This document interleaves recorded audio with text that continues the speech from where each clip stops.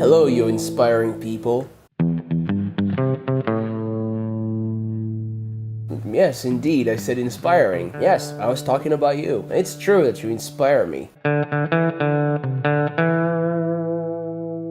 Maybe not in the way that you would like to, but you inspire me. All the twatteries I'm saying are entirely thanks to you. Yet, there's a hidden side to all this inspiration, a gloomy force, a devilish vice, shrouded in a prettified envelope. Let me explain. I've been struggling to spend as little time as possible on social networks, but unfortunately in vain.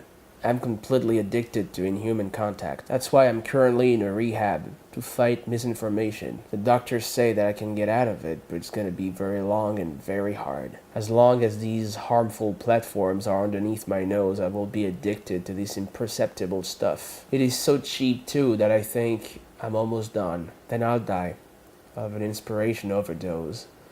And I have to thank you for supplying me with my daily fix, which is comparable to a piece of tire rubber at the bottom of a rusty gas drum. What? Are you crying? No, please don't. I don't want you to feel sorry for me. Or at least not in front of me. You'd better be sorry for yourselves, but I know you'll do so extremely well, being strong at the same time. Go ahead and post that my poor story has inspired you with decency and dignity on Twitter, as anybody who's normal would do.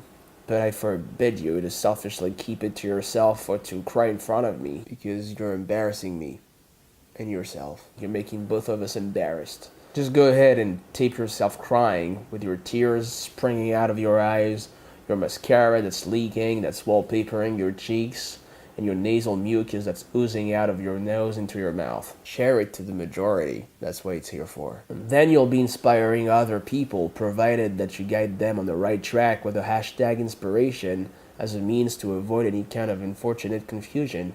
Be sure my story inspires future generations, but understand one thing. By doing so, you would be promoting this drug. And how can we fight it when click dealers are making their business on this basis? That's usually flattering our own cowardice. How can we not be attracted when they exploit pictures of poverty-stricken or recently traumatized people, then sell them to us as a stupefying source of so-called inspiration?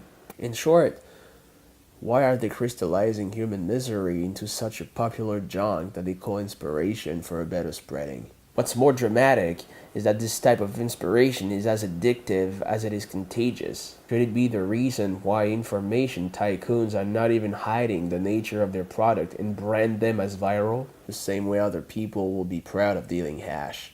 Soon enough, we'll attend a war of these buzz heavyweights that will fight to have the best one, the freshest one, the purest one, and of course eventually the biggest one. This of course will happen at the cost of millions of victims of their drug, whose attractiveness conceals the worst of addictions. Fortunately enough, I managed to withdraw from opioid BuzzFeed and hallucinogenic Huffington Post. Yet, for the withdrawal to be smoother, I'm still allowed to smoke some medicinal social network from time to time. There's still a long way to healing. A lot of work on myself that I'm starting to see blossom. Learning again the real inspiring values of life. This way I've rediscovered that some dog shit on the sidewalk can be more inspiring than all the great speeches and all the fake promises, in a more natural and organic way. Anybody can fight this phenomenon by learning how to say no to these toxic sources of inspiration. Donald Trump, for example, inspires you through the daily fertility of his vivacious brain. Just to say that inspiration and the addiction that follows it doesn't necessarily come from benevolence at any cost. Sometimes flowers grow on a pile of manure. That's it.